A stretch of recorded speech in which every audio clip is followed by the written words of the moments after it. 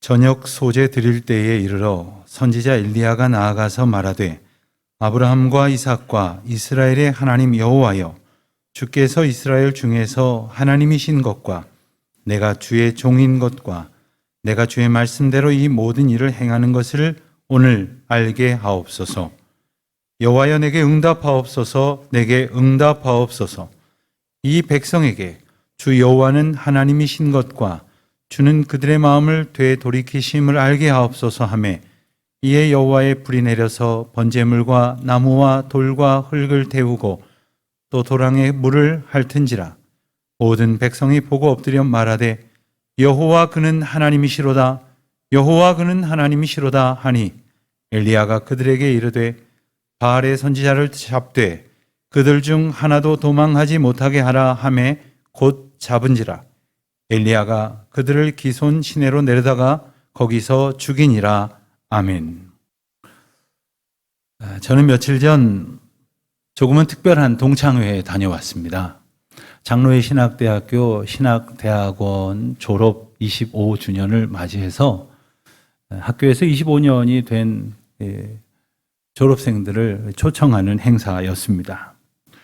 신대원 졸업 25년은 아주 길다면 긴 시간이고 또 짧다면 짧은 시간이지만, 신대원 졸업이라는 것이 이제 신학 공부를 마치고 임지로 파송하는 의미가 있기 때문에 다시 만난다는 것 또한 아주 큰 의미를 가진 시간이었습니다. 제 동기생들 중에는 2007년 온 국민의 마음을 안타깝게 했던 아프가니스탄의 샘물교회 선교팀 인솔자로 사역하다가 순교한 배형규 목사님을 비롯해서 이미 소천하신 분들도 여러 분 계시다는 것을 알게 되었고, 또 은퇴하신 분도 많이 계시고, 또 전 세계에 흩어져서 선교 사역을 감당하시는 분도 수십여 분에 이른다는 것도 알게 되었습니다. 전국 방방곡곡 세계 여러 곳에서 많은 동기생들을 만나면서 옛 추억에 잠기는 좋은 시간이었습니다. 그러면서 이런 기억이 떠올랐습니다. 신학교 다닐 때 기숙사에 살던 몇몇 분들이 일주일에도 몇 차례씩 학교 뒤편 아차산에 올라서 이제 산 기도를 하시던 분들이 있었습니다. 그들을 가리켜서 성령바다 이렇게 부르곤 했습니다.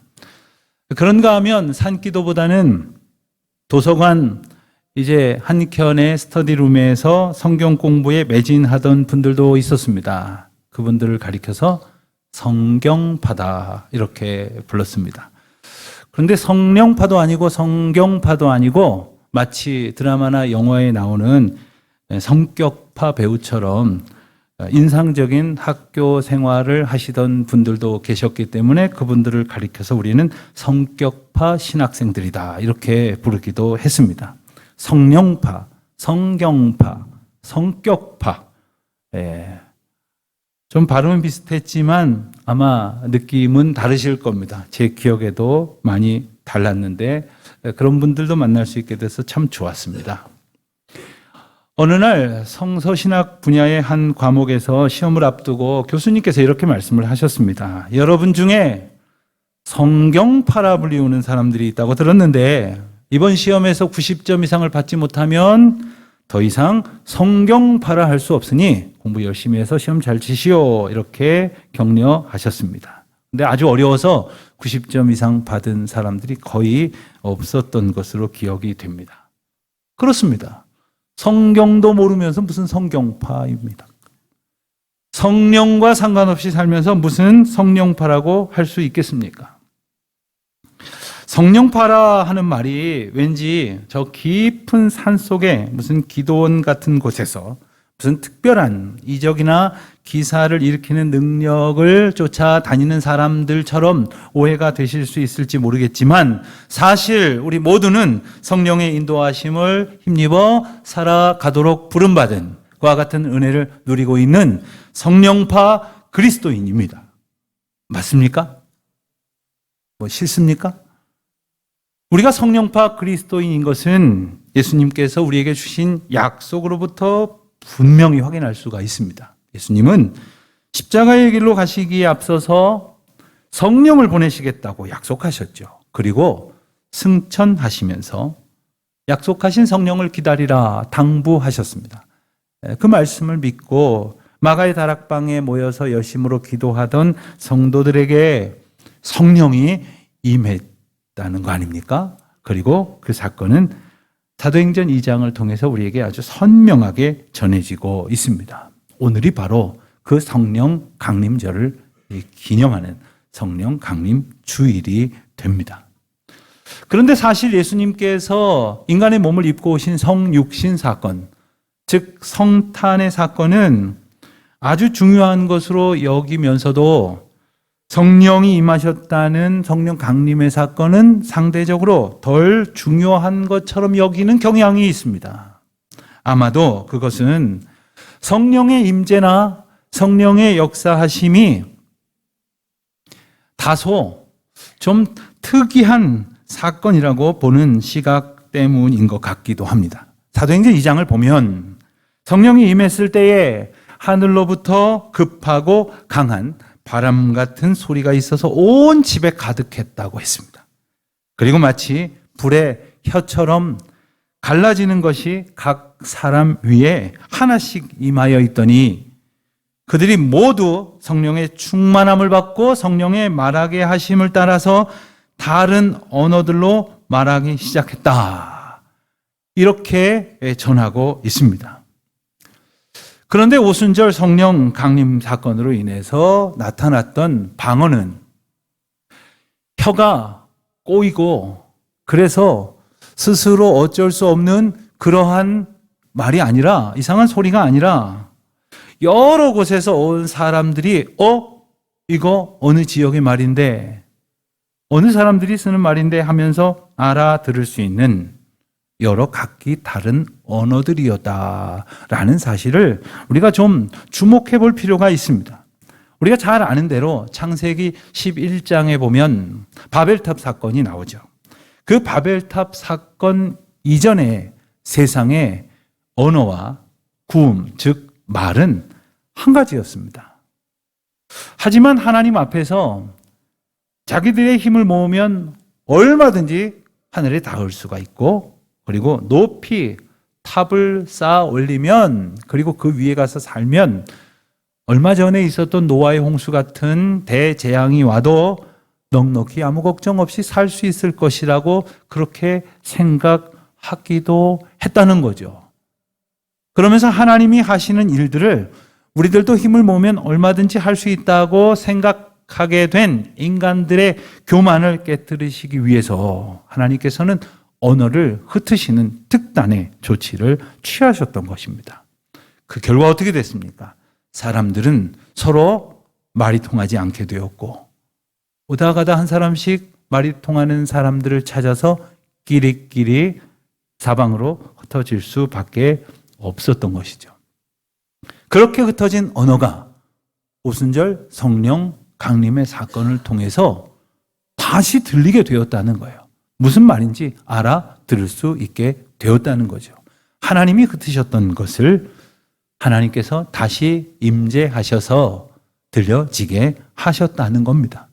그러므로 성령 강림의 사건은 하나님께서 임하셨다는 사실, 그리고 그곳에서 하나님이 일하신다는 사실을 분명히 보여주는 사건이라 할 수가 있겠습니다. 자, 그렇다면 각 사람 위에 임한 불의 혀 같은 것은 무엇을 말하며 어떤 의미일까요? 잘 아는 것처럼 불은 태우는 성질을 가지고 있습니다. 정확하게 말하면 모든 것을 불태워버리는 강력한 힘을 가지고 있습니다. 여러분, 불이 거세게 타오르는 것을 보면 참 무섭지 않습니까? 모든 것을 태워버립니다. 그것은 어떤 의미일까요? 그것은 바로 심판의 의미입니다. 당연한 말 같지만 불은 타지 않는 것을 제외하고는 다 태워버립니다. 태워져야 할 불순물이 만약에 남아있다면 깨끗해야 할 것이 순전하지 못하게 될 것입니다. 그러나 불이 임해서 타야 할 것이 다 타버리고 남아야 할 것이 남게 된다면 그것은 곧 심판이고 그것은 곧 구원이 되는 것입니다. 오늘 본문에서는 성경 전체를 통틀어서 가장 극적인 불의 사건이 등장하고 있습니다. 그 배경이 되는 시기는 성경 역사상 가장 우상 숭배가 극심했던 이스라엘의 아합 왕 때였습니다. 아합 왕은 그 못지않게 악명 높았던 아내 이세벨과 함께 우상 숭배에 힘썼을 뿐만 아니라 온 이스라엘 모든 백성들이 우상 숭배에 빠지도록 확산을 시켰습니다. 무엇보다도 하나님을 향한 순전한 믿음으로 살아가려고 했던 이들을 가혹하게 괴롭혔습니다. 특별히 하나님의 선지자들을 잡아서 닥치는 대로 죽였습니다. 뿐만 아니라 이방 신들을 섬기는 제사장들을 양성했다고 해야 될까요? 그들을 많이 세워서 우상 숭배를 더욱 가속시켰습니다. 그렇지만 우리 하나님이 어떤 분이십니까? 가장 어두운 것 같던 시절에 가장 밝게 빛나는 별과 같은 하나님의 사람 엘리야를 택하시고 그를 아합 왕 앞에 당당하게 세우셨습니다. 그리고 용감하게 이방 신들을 섬기던 제사장들 앞에서 제안하게 하셨습니다. 하나님이 참 신인지 너희들이 숭배하는 바알이 참 신인지 따져보자. 갈멜산으로 모여라. 그래서 바알 선지자 450명과 아세라 선지자 400명을 앞에 두고 단신으로 선포합니다. 어느 때까지 머뭇머뭇거릴 것이냐. 여호와가 하나님이면 여호와를 따르고 바알이 참신이라고 생각하면 그를 따르라. 누가 참 신인지 가려보자. 그리고는 각각 제단을 쌓고 송아지 한 마리씩을 각을 떠서 올려놓고 그리고 저마다의 신에게 구해서 불로 응답하는 신이 참 신이라고 인정하자. 이렇게 제안을 했습니다. 바알 선지자들이 먼저 불을 내려달라고 자기들의 신에게 구하기 시작을 합니다. 아침부터 한낮이 되도록 애를 썼습니다. 광분하며 정말 열심히 애를 썼지만 심지어 당시에 가장 대표적인 이방의 제사법 중에 하나인 이 제사장의 몸을 스스로 상하게 하는 것, 막 피를 흘려가면서 자기 몸을 막 다치게 해가면서까지 힘을 쓰고 애를 썼지만 아무 일도 일어나지를 않았습니다. 왜 이들은 그렇게까지 해야 할까요? 그들은 그렇게 하면 자기의 열심이 자기를 괴롭혀서 피를 보는 정도의 열심이라면 뭐든지 할 수 있을 것이라는 그러한 우상 숭배의 하나의 방식으로 빠져들었던 것입니다. 여러분, 바알과 아세라를 부르는 것뿐만이 아니라 만일 하나님의 이름을 부른다고 할지라도 내가 나의 열심을 보이면 내가 최선을 다하면 나의 몸을 상하게 하면서까지 희생을 한다면 결코 이 일을 이룰 수 있을 것이라고 생각할 때에 그것은 하나님을 부른다고 해도 우상 숭배의 방법과 다름이 없는 것입니다. 나의 열심이 무엇을 이루는 것이 아니라 하나님의 뜻이, 하나님의 인도하심이, 하나님의 역사하심이 하나님의 일을 이루어 낼 줄로 믿습니다. 이번에는 엘리야 차례가 됐습니다. 엘리야는 먼저 이스라엘의 12지파를 상징하는 12돌을 가져다가 제단을 재건합니다. 왜냐하면 지금 그대로의 상태로는 여호와 앞에 마땅한 제사를 지낼 수 없을 만큼 제단이 훼손되었기 때문입니다. 얼마나 오랫동안 하나님 앞에 이스라엘 백성들이 온전한 예배를 드리지 않았더라면 제단을 보수하는 일을 먼저 해야만 했을까요?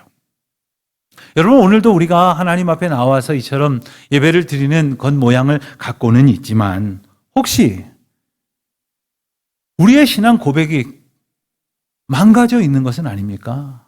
깨어지고 훼손돼서 제단의 돌부터 세워야 하는 형편인 것은 아닙니까? 어떤 조사를 보니까 코로나 이전보다 더 신실한 믿음 생활을 하고 계십니까? 라는 질문에 단 5%만이 그렇다고 대답을 했다는 것 아닙니까? 우리의 믿음 생활은 어떨까요? 우리는 하나님 앞에 마땅한 신앙의 모습으로 살아가고 있는지를 물어야 할 것입니다. 자, 엘리야는 제단 주위에 도랑을 팠습니다. 그리고 그 위에 번제물과 나무 위에 12통이나 되는 물을 가져다가 그 위에 흠뻑 젖도록 부었습니다. 왜 그랬을까요? 이제 곧 불로 임하실 하나님의 역사하심을 확실하게 보여주기 위함이었을 것입니다. 그런데 가만히 보니까 돌을 가져다가 제단을 수축하고 그 위에 나무를 쌓고 그리고 도랑을 파고 그리고 그 위에다가 송아지를 잡아서 각을 떠서 올려두는 일까지는 엘리야 혼자 감당을 했던 것 같습니다. 그런데 말씀을 자세히 보니까 그 뒤에 물을 길어다가 붓는 일은 백성들을 시켰어요. 왜 그랬을까요? 앞에 일을 하다 보니까 너무 힘들어서 백성들한테 떠넘긴 것일까요? 어찌 보면 엘리야 혼자 했었던 일이 훨씬 더 힘들었을 일 같아 보입니다. 여러분, 나무 위에다가 물을 길어다가 붓는 것은 어떤 일입니까? 이제 잠시 후에 불이 내려서 그것을 다 사르는 일을 감안한다면 그 위에 물을 끼얹는 일은 흠뻑 젖도록 적시는 일은 불이 임하는 것을 방해하는 일이라고 할 수가 있겠습니다. 그렇습니다. 이스라엘 백성들은 저들 나름대로는 하나님을 섬겼다고 항변할런지는 모르겠으나 실상은 하나님께서 역사하실 놀라운 하나님의 일에 물을 붓는, 물을 끼얹는 방해꾼의 모습에 불과했다는 것을 그들로 알게 하시려는 것이었습니다. 여러분, 우리의 수고는 어떤 것일까요? 우리가 저마다의 모습으로 교회를 섬기고 또 하나님 앞에서 충성을 다하고 또 성도들을 위해서 봉사한다고는 하는데 실상은 하나님이 역사하실 성령의 불길 같은 은혜 역사를 회방하는 찬물을 끼얹는 일을 하고 있지는 않는지 하나님 앞에서 날마다 겸손히 비추어 보아야 할 것이겠습니다. 그렇게 이스라엘 백성들은 하나님의 역사를 방해하는 존재로 살았음에도 불구하고 하나님께서 하나님이 되심을 나타내는 이 기적과 같은 역사에 주님은 그들을 참여케 하십니다. 그리고 그들을 돌이키게 하시는 분이 바로 하나님이시라는 사실을 어찌하든지 알게 하시려고 그들을 그 역사의 자리에 부르신 것입니다. 하나님의 놀라운 은혜가 아닐 수 없습니다. 그들에게 그리고 오늘 우리에게 성령을 허락하여 주시고 성령의 역사를 보게 하신 이유가 바로 여기에 있습니다. 여러분, 우리가 아무리 수고하고 헌신해도 아무리 애쓰고 하나님의 말씀을 드립하고 연구해도 하나님께서 알게 하시지 않으면, 하나님께서 보여주시지 않으면, 하나님께서 깨닫게 하시지 않으면 아무 소용이 없다는 것이죠. 하나님의 그 크신 은혜, 그것을 깨달은 엘리야는 이제 여호와께서 응답해 주시기를 기도합니다. 37절의 말씀을 보면 그 기도의 내용은 아주 간단합니다. 주여, 이 백성이 주는 하나님이신 것과 그들의 마음을 되돌이키신 분이 하나님이심을 알게 하옵소서. 여러분, 다른 기도가 없습니다. 하나님이 하나님이신 것을 알게 하옵소서. 우리가 혹은 어떤 사람이 그가 하나님 앞에서 결심하고 바르게 살기로 다짐해서 그 길을 돌이킨 것이 아니라 하나님이 우리를 돌이키신 분이시라는 사실을 알게 하옵소서. 여러분, 혹시 자녀들을 위해서 기도하십니까? 누군가를 위해서 기도하십니까? 이렇게 기도하시기를 바랍니다. 날마다의 삶 속에서 하나님이 하나님 되신 것을 알게 하옵소서. 우리를 돌이키시는 분이 바로 하나님이시라는 사실을 알게 하옵소서. 그리고는 마침내 하나님께서는 기도에 응답하셨습니다. 어떻게 응답하셨을까요?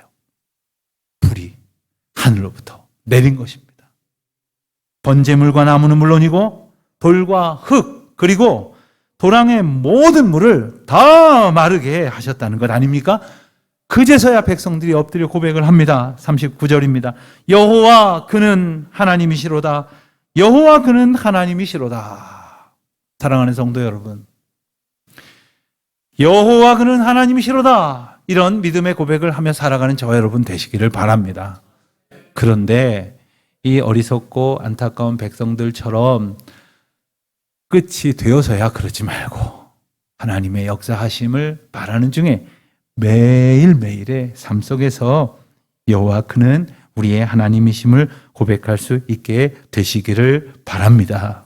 비록 가뭄의 어려운 시간들을 지난다 할지라도, 비록 내가 원하는 대로 되지 않아서 너무 괴로운 날들을 산다 할지라도 모든 것을 이루시는 분은 하나님이시고 또 우리를 돌이키시는 분은 또한 하나님이심을 깨달아 그는 나의 하나님, 우리의 여호와 하나님이시로다 고백하며 찬송하는 우리 모두가 되시기를 바랍니다. 우리가 할 수 있는 일이 아닙니다. 성령께서 깨닫게 해 주셔야만, 성령께서 일러 주셔야만 가능하다는 것이죠. 하나님께서는 오늘 이 본문을 통해서 바로 이것을 우리에게 깨닫게 해 주십니다. 하나님이 하나님이신 것과 이 모든 일을 역사하시는 분은 바로 여호와 하나님이시라는 사실, 이것을 깨닫기를 원하시며 이것을 깨닫게 하시려고 성령을 우리에게 보내주셨습니다. 그럼 우리는 뭐라고 기도합니까? 하나님, 제가 하고자 하는 일 좀 잘 되게 해주십시오. 건강하게 좀 해주십시오. 좀 출세하게 해주십시오. 성공하게 해주십시오. 그래서 하나님 앞에 영광을 돌리겠습니다. 이렇게 기도는 하지만 곰곰이 생각을 해보자고요. 그게 하나님 영광 돌리자고 그러는 것인지 나 좋자고 그러는 것인지, 그거 내가 다 누리고 싶어서 그런 것 아닙니까? 우리 주님은 다 아십니다. 그것까지도 아십니다. 우리 주님의 관심은 한 가지예요. 우리가 하나님의 온전한 백성 되는 것, 하나님을 어느 순간 어느 상황 속에서도 하나님이심을 아는 것, 그래서 하나님의 백성으로 성령과 함께 동행하는 것, 그래서 날마다 우리를 죄와 허물 가운데에 빠져드는 우리를 돌이키시는 분이라는 사실을 깨닫게 하시기를 원하신다는 것이었죠.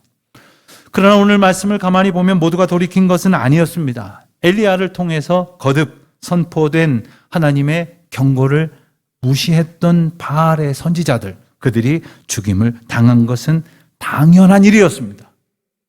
그러면서도 심판만, 무서운 심판만 있었던 것도 아닙니다. 오늘 말씀 뒤에 이어지는 41절 말씀을 보면 드디어 3년 반 동안 계속되었던 기근과 가뭄이 끝나고 하나님께서 큰 비를 내리실 것이라고 엘리야 선지자를 통해서 선포하시지 않습니까? 그런데 이상한 것이 있어요. 엘리야 선지자는 하나님의 약속을 받았습니다. 그래서 비가 올 것을 알고 있었어요. 그러나 선포를 하고 나서도 그는 기도를 합니다. 어떻게 기도하나요? 머리를 두 무릎 사이로 쳐박고 그리고 기도를 하고 있어요. 제가 어제 해보니까 잘 안 돼요. 절대 안 될 것 같아요. 어렸을 때부터 늘 그렇게 기도하지 않으면 될 수 없는 자세예요. 하나님 앞에 간절한 마음으로 하나님이 하나님이신 것, 하나님이 역사하시는 것을 우리로 보게 하시는 은혜를 깨닫는 것, 그 은혜를 위하여 기도할 때에 하늘에 아무것도 보이지 않았지만 7번이나 기도해도 저 먼 하늘에 그저 손바닥만한 구름 하나 보이는 것 같아 보였지만 하나님의 약속을 믿고 하나님의 하나님 되심과 그리고 모든 백성들이 이 사실을 깨닫게 하시는 역사를 보게 되어지기를 기도했던 엘리야의 기도에 하나님께서는 응답하여 주셨고 마침내 온 이스라엘을 적시는 놀라운 은혜의 단비를 부어 주셨다는 것 아닙니까? 사랑하는 성도 여러분, 성령의 사람으로 살아가지 않으면 결코 엘리야처럼 담대할 수가 없습니다. 결코 믿음으로 견디어 낼 수가 없습니다. 성령의 사람이 아니고서는 자그마한 것도 견딜 수 없지만 성령 하나님을 의지하며 살아갈 때 결코 우리로서는 이겨낼 수 없어 보이는 삶의 골짜기도 고난의 길도 능히 찬송하며 걸어가게 될 줄로 믿습니다. 오늘 특별히 한평생을 하나님의 뜻 가운데서 살기를 소원하는 우리 기도의 대상인 청년들, 그리고 우리 모든 성도 여러분, 성령의 사람으로 성령의 인도하심을 따라 성령이 깨닫게 하신 은혜를 따라 승리하는 우리 모두가 되시기를 주님의 이름으로 축원드립니다.